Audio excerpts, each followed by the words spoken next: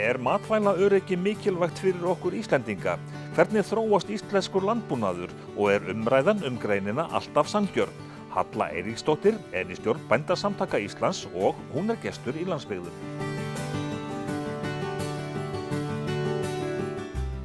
Halla, Ísland var minnstakosti mikið bændasamfélag. Hvaða máli skiptir það fyrir eyju í Norður-Atlantshafi að búskapur sé yfir höfuð stundaður?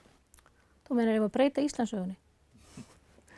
Sko, það náttúrulega, það verður hver og einn að spyrja sig hvaða máli það skiptir, en eyland alltaf háð og sérstaklega á mörkum hins byggilega þar sem við erum, þá erum við háð ákveðnum matvælavörum, en sumt getum við framleitt og annað getum við byrjað að framleiða sem við vitum ekki ennþá kannski af. Þannig að þetta bara ákvörðun stjórnvalda hverju sinni hvað ber að gera.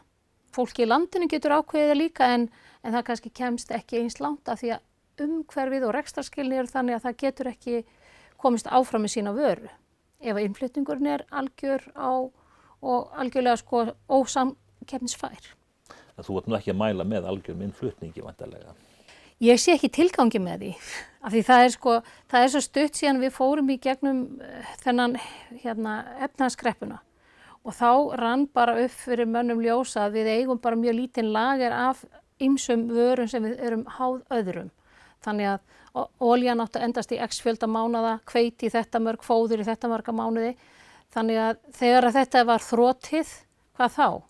Og þess vegna þetta í anda sjálfbærni hugsunar sem núna tröllríðu öllu, við þurfum að vera svo sjálfbær, þá hlýtur að vera aukin framleiðsla matvæla á landinu samhliða því. Annars erum við bara að tala eitthvað hjóm.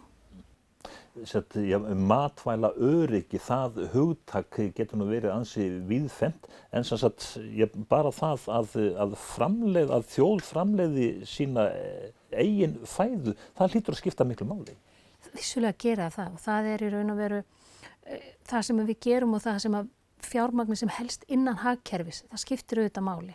Að við missum það ekki út fyrir eða við þurfum að kaupa dýrum dómi það sem við þurfum að nota eða snæða. En matvælaöryggi ekki, það er svona hugtak sem hefur verið mistúlkað.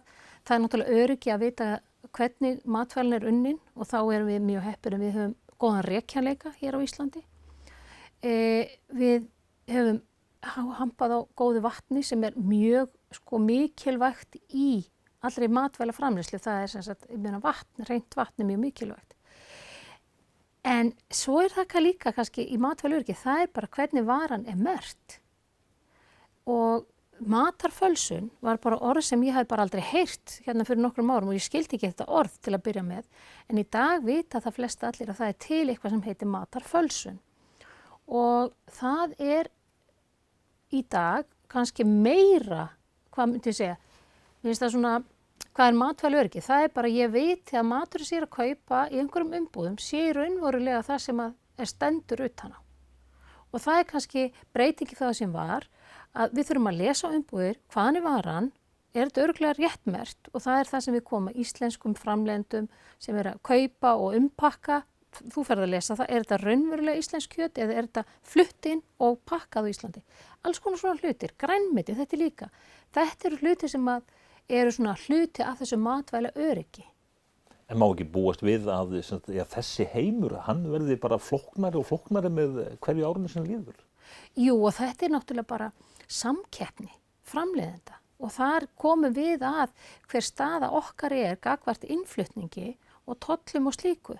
Að við erum með mjög harða löggjöf í matvælaframleiðslu á Íslandi og fylgjum henni. Íslendingar eru svo duglegir að fylgja reglugerðum og lögum. Þeir eru svo stutt síðan þeir voru bara undir mjög svona kúgu samfélag, þeir fara mjög lítið út af. Þannig að við vitum allir að það má ekki gera ákveðin hlut og þá gerum við það ekki, en svo komum við annars það sem gilda sömu reglur, þá erlendis og þá þetta bara samt gert. Og það verið að tala matamarkað og slíka, að þá bara einhver kona að selja einhverja kjötsneiðar út á torgi. Þetta gæti aldrei liðist hér. Þannig að við erum mjög hörð í að fylgja eftir því að það sé örugglega satt og rétt það sem við gerum þegar við erum að framleiða matvöru. að vera bóndi, það business eða hugsjón eða kannski hvort ekki? Þetta náttúrulega bara hvort tveggja mörguleyti, en sko að framleiða matvæli eða vörur í innan landbúnaðar geirans til fóður eða slíkt. Þetta eru náttúrulega bara fyrirtæki. Þetta fyrirtækjarekstur. Þú borgar þína skatt og skyldur, þú ert að reka þetta sem verktaki eða sjálfstæður atvinnurekandi eða samvinnufyrirtæki, einkahlutafélag og svo framvegis. Þú þarft að lúta lögmálum ef varða skattur og skyldur og innra eftirlit, hollustuhætti og allt þar eftir götum. Ef þú ert með einhvern vinnu þá verður að vera með öryggismálin hreinu og svo framvegis og svo framvegis. Allt sem þú gerir þarf að vera rekjanlegt og þetta er ekkert annað fyrirtækjarekstur. En hann er mjög víðtækur eins og í landbúnaði. Þetta er svona, hvað ég segja, þú þarft að geta gert ótrúlega margt og kunna að bjarga þér á mjög á víðu sviði því að þú ert að vinna innan hús og utan hús, þú ert háður veðri mjög oft, þú þarft að þekkja skil á tækjum og tólum, þú þarft að þekkja skili á efnum og vörum sem þú ert að nota og svo þarft að þekkja allt dýrin, ef þú ert með dýr. Þannig að þetta er svona mjög fjölþætt þekking sem fólk þarf að búa yfir. En ég sérðu það fyrir þér að búrekstur hann taki miklum breytingum á komandi árum bara til þess að ná fram hagræðingunni, þurfa þau ekki alltaf að vera stærri og stærri? Það er náttúrulega kenningin svo að það verður alltaf betra af þessi stærra og stærra. En það er ekki endilega raunhæft vegna þess að við búum við þannig aðstæður að ef það væri eitt kúabú á Austurlandi, skilur, þetta er svona, þá er það kannski ekki mjög hagkvæmt að fyrir þann sem framleiðir úr mjólkin að keyra bara á eitt stað, ég segi ekki eitt stað, en þá er kannski afurðavinnslan hinum á landinu. Skilur, þannig að þetta er svona, að sumu leyti getur það verið betra að sameina eitthvað og öðru leyti fer það ekki alltaf saman. Auk þess þá eins og ég var að segja, landbúnaður er mestu leyti rekinn af fjölskyldu. Og þetta er bara hluti af því hvernig við byggjum þetta land. Hvernig við ætlum að nota landið. Ef við viljum byggja allt landið þá verða bændur að spila með. Þeir verða að gera það og þeir hafa alltaf gert það. Það eru þeir sem að hafa staði fyrir ábendingu til yfirvalda í áratugi á sínum þingum með byggðamálin. Það er rafmagni, það er í öryggi innviðana, það er þriggja fasa rafmagn, það er vegakerfi, það eru samgöngubætur, þetta er endalaust, þetta er svona talsmenn þess að landið haldist samkeppnisfært og öruggt sem víðasta samhengi. Við heyrum mikið, Halla, ég talað rafvæðingu bílaflotans og það á að rafvæða hafnirnar og svo framvegis, en þú talar þarna þrífasa rafmagn. Já, það er náttúrulega bara eins og gömul saga. Ég er nú ekki búin að mörg ár á búnaðarþingi en alltaf er þriggja rafmagn komið. Og það er í raun og veru alveg ótrúlegt að vera búin að reka fyrirtæki mörg ár á landsbyggðinni og það er ekki þrífasa rafmagn. Og núna finnst mér maður vera að fara að hitta fólk sem ger sig í grein fyrir það sé svo staða raun og veru. Eru þið ekki með þriggja rafmagn? Þannig að þetta er ekki þetta er ekki jöfn samkeppnisstaður, getum við sagt. Ef við tölum svolítið sauðfjárbúskapinn, afkoman, hún er nú ekki til að hrópa húrra fyrir eða hvað? Nei, hún hefur náttúrulega verið skelfileg síðastliðin 2-3 ár og þetta er ekki það er náttúrulega gífurleg fækkun orðin á sauðfé bara á 2 árum. Því að markaðurinn í raun og veru ekki tilbúin að borga það sem að bóndinn þarf, virðist vera. Ég veit ekki alveg hvað gerist núna því ég held að fækkunin verði enn meiri og það getur alveg komið svo stað að það horfði til þess núna í sumar ef við hefðum ekki fengið lokun á túrisma að veitingahúsin hefðu ekki fengið nógu marga hryggi til sín, lambahryggi, fíli og svo framvegis. Þannig að það er svo merkilegt, það er eins og sé bara verið að framleiða bara vöru sem eigi bara að framleiða hryggi. og það stendur allir skrokkurinn eftir. En þar eru svona þessi einhæfni matvæla framleiðandi eða þeir sem að selja vöruna, að það að gera meira úr hverju einasta bita. Og það það kannski eins og við gerðum hérna áður fyrr, þegar að heimilin unnu hver einasta bita úr skrokknum, yfir í það að núna þetta bara eins og hótelin, við viljum bara þessar sneiðar. Og þá fer markaðurinn hann getur ekki stillt sig svona fljótt af eins og að bara búa til, það bara eitt hryggur á hverju skepnu.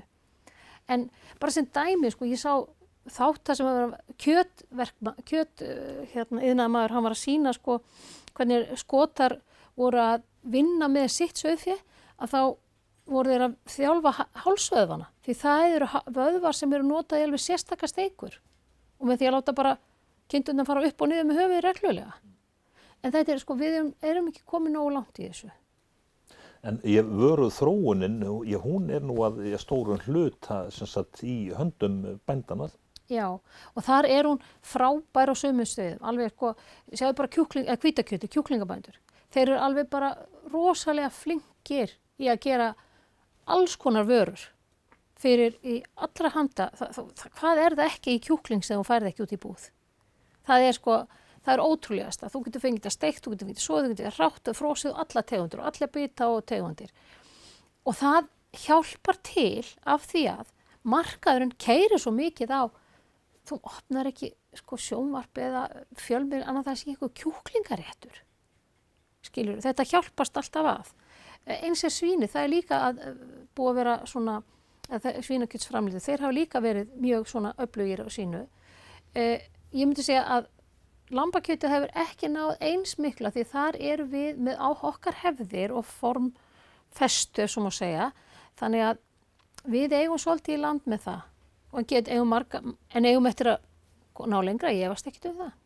En hvernig, ég finnst þér sambúðin sem sagt bændana og svo afurðastöðvanna, bændurnir eiga afurðastöðvarnar, en manni finnst þér alltaf vera í stríði við afurðastöðvarnar, við sjálfa sig.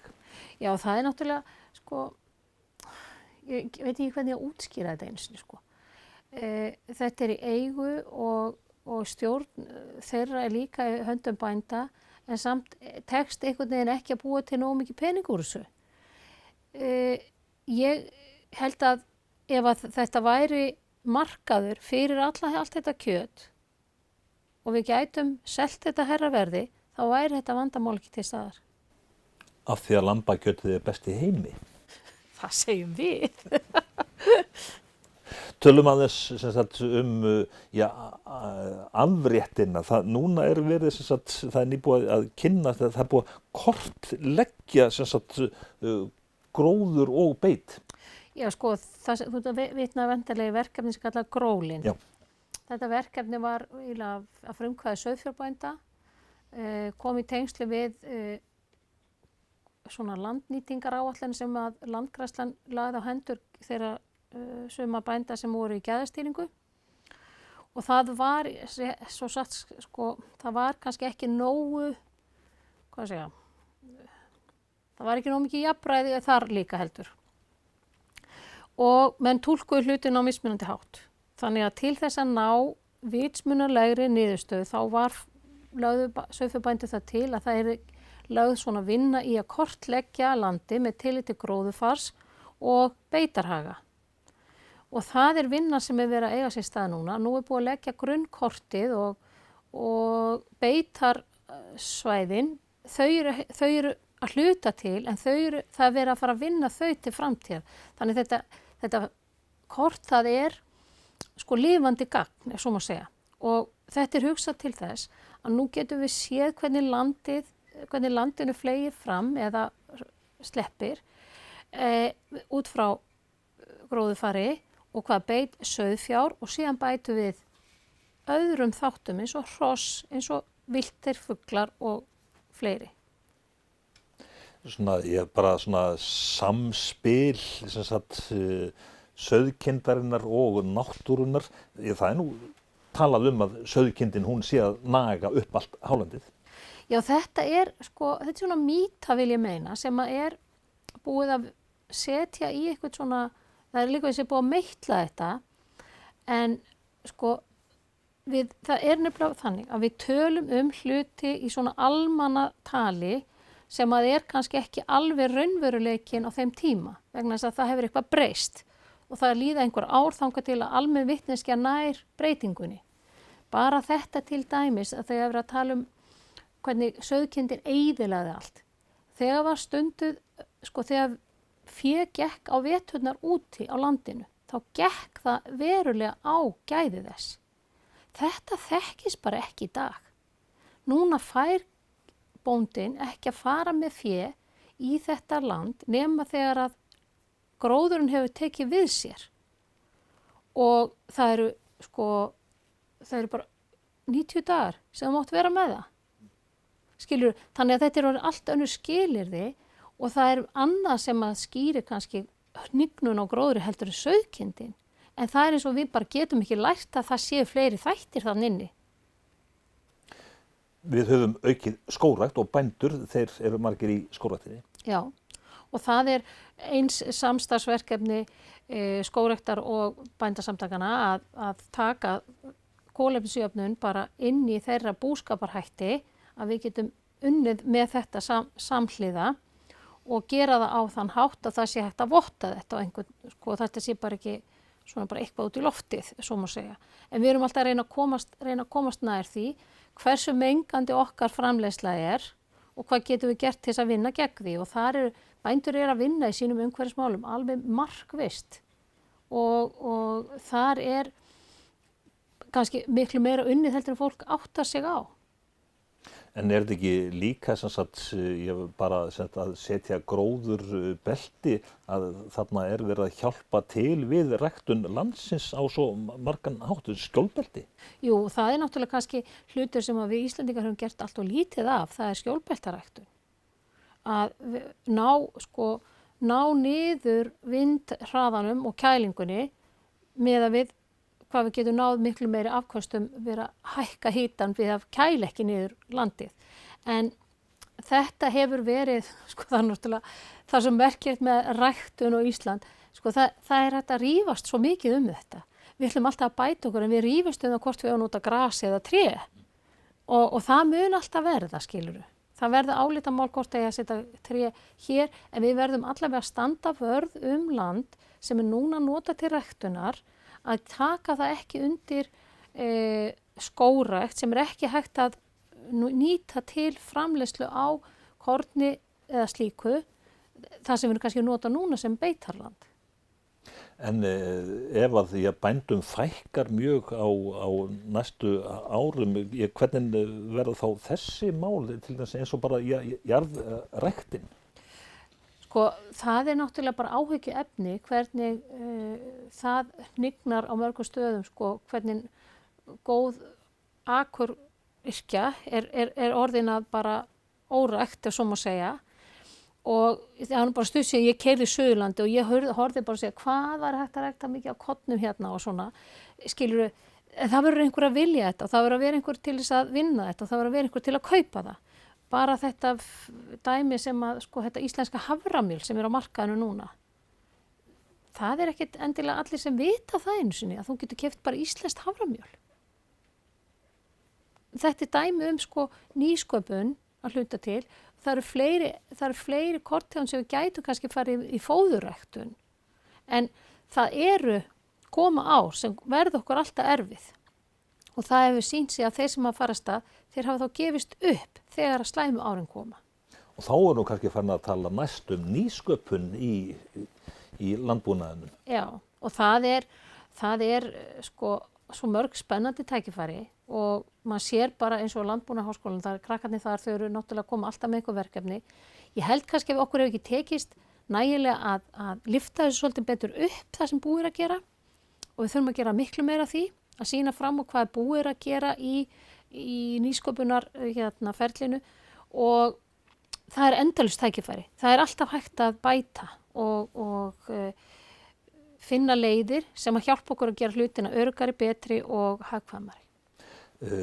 Nýsköpun, talandi nýsköpun, ferðaþjónustan, það svona kannski sú grein þar sem að svona allt upp á við eða var með það kosti fram að heimsfaraldri og heldur síðan vonandi áfram bara. Já, og það náttúrulega leið sem að mjög margir hafa farið samhliða búskap og sumir hafa bara hætt búskap og algjörlega farið ferðaþjónustu vegna þess að þeir sjá það að rekstrarlega borga sig ekki að vera í búskap heldur í ferðaþjónustu. Hins vegar finnst mér í raun og veru alvarlegt að við leggjum niður búskap samhliða svona ferðaþjónustu. Ég hefði viljað sjá að við gætum sett þetta saman vegna þess að ég held að flest öllum finnist mun skemmtilegra að koma á staði þar sem stundaður búskapur og geta keypt afurðir og gist og svo framvegis heldur bara hús út á landi, skiljurðu. Þannig að við þurfum að aðstoða fólk við að og sýna fram á hvernig þú getur breytt þínu búskap þannig að þú hafi meira út úr honum með minna kannski vinnu en með breyttum aðferðum til þess og selja þína vöru á annan hátt.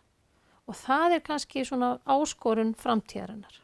En það eru ansi margir komnir út í ferðamennskuna. Já, mjög margir. Og þú sér bara Suðurlandið. Það svona, mér fannst sko, þegar þú ert að keyra Suðurlandi og þú keyrir á ákveðnum árstíma þá sérðu þar allt í gangi. Það vélar slá, það alls þar heiskapur. Svo bara núna, ég sé bara verulega mun hvað það hefur fækkað í því að fólk að heyja og hirða sín tún. Það bara fólk að koma í ferðamennsku, sem eðlilegt. En það lítur að vera áhyggju efni fyrir marga. Já, vissulega. En við stjórnum ekki og við ýtum ekki fólki í að gera hluti. Það verður að vilja að gera það sjálft. Tölum þessu næstum kúabúskapinn, mjólkurframleiðslan. Þar tæknin að taka yfir að stórum hluta. Já, og þar hafa menn tekið svona mjaltaþjóna eða þessa róbota eins og kallað í sína bara tilinka sér þetta og með góðum árangri. Það kannski kemur líka fram þessi möguleiki að það geti 2 fjölskyldur unnið við þetta. Af því að þetta gífurleg binding. Þetta mikil fjárfesting, gífurleg binding og þarna þessi stærðarmörk sem að þú þarft að vera með dálítið stærri bú til þess að þetta gangi upp og að fjárhagsleg skuldbinding gefi það sem til þarf. Þannig að í því tilviki kannski stækkunin meiri líklegri og verður meira og við höfum nú þegar 1 eða 2 mjög stór kúabú. En sér þá fyrir þér að næstu árin að þetta muni sem sagt að gerast að kúabú þau bara sameinist hreinlega? Ég veit, ég get ekki spáð fram það. Ég verð bara að segja eins og það svo ótrúlegt hvernig landbúnaður getur þróast að það eiginlega ómögulegt að segja til það. Og þetta varðar, sko í fyrsta lagi, hver vill búa út á landi? Ungt fólk. Það það sem við erum að segja. Það þarf að vera ákveðið kringum það. Þú þarft að hafa skóla, þú þarft að hafa gott samgöngukerfi og svo framvegis. Þú þarft að geta komist leiðar þína í burtu á svæðinu, þú þarft að eiga þín frí. Það sem sagt nútíma maðurinn sem að vinna sína vinnu, alveg sama við hvað hann vinnur, hann ætlar ekki að vera bundinn eins og kynslóðin sem ég tilheyri og þar áður sem að bara ætlar að vera alltaf á staðnum og horfa á þetta allan daginn, skilurðu. Þetta bara ekki sama í dag og þetta eru þessi hlutir sem að við verðum eins og aðra þjóðir að horfast í augu við. En við skulum samt sem áður spá svolítið í framtíðina þó að þú segist ekkert sjá fram í tíman. Já. En svona nýjar greinar, þær hljóta líka að skjóta upp kollinum, blómarækt og svo framvegis. Já, og þarna erum við alltaf að tala um það sama, hvernig samkeppnisstaðan miðað við innflutning. Þú getur farið af stað ef þú sérð þú eigi möguleika að koma vöruðin á markaðinn og þú fái borga fyrir hana því verði sem þú þarft. Þetta ekkert flóknara það. Þannig að kaupa jörð eitt, að reka þess að þetta gera annað og lifa í þessu umhverfi sem þú ert, það að þriðja. Og þetta eru 3 þessir ekstra skilyrði eða skilyrði til að reka og þetta á mörgum stöðum hægt að gera frábæra hluti og sjást einhver hluti sem hvorki þú né ég sjáum fyrir. En hinn hefðbundin búskapur sem að flestallir þekkja, hann á eftir að taka breytingum á öllum sviðum held ég. Hvernig mun hann breytast hérna fyrir austan heldurðu? Hérna fyrir austan, það er, ég hef nú bara, sko þó að sé töluvert það sé ungt fólk taki við, þá hef ég samt áhyggjur af því að við eigum eftir að það verður svolítið þungur róður hérna. Ég eiginlega bind vonir við það að okkur auðnist að gera, eins og ég var að segja áðan, að hefðbundi búskapur, hann bæti við sig einhverju og við vinnum mjög mikið saman, miklu meira saman en við höfum gert og það er kannski svona lykillinn að ég framleiði vöru sem að hluta til verður af því þú leggur eitthvað inn í hana. Og þetta er svona kannski þetta samstarf og samvinna sem að við þurfum að leggja mun meiri áherslu ef við höfum gert fram að þessu. Og þá sem sagt mun allt saman blómstra? Já, það mun allavega verða betra en það held ég, vegna þess að ég er ekki að segja þetta því ég held þetta, ég er bara að segja þetta því að ég hef séð fyrirmynd af slíkuð. Í Bornholm lentu þeir í hremmingu, það hrundi í raun og veru efnahagurinn hjá þeim og þeir urðu að taka allt upp hjá sér. Það sem maður sér þeirra niðurstaða svo að þeir eru alltaf að vinna saman. Lífæð þeirra byggist á samstarfi, innra samstarfi og þeir kynna vöru sínar saman. Þetta er eitthvað sem að við getum lært af lítilli eyju, hérna rétt hjá okkur, til þess að ná okkur upp, en í dag eru þeir þekktir fyrir sérstakar vörur á sviði matvæla og þeir eru búin að skapa sér sérstöðu. Verður bóndi áfram bústólpi? Hann verður það alveg örugglega, því að það þarf alveg rosalega mikið til að hann gefist upp. Halla Elísdóttir í stjórn Bændasamtaka Íslands, þakka þér fyrir spjallið.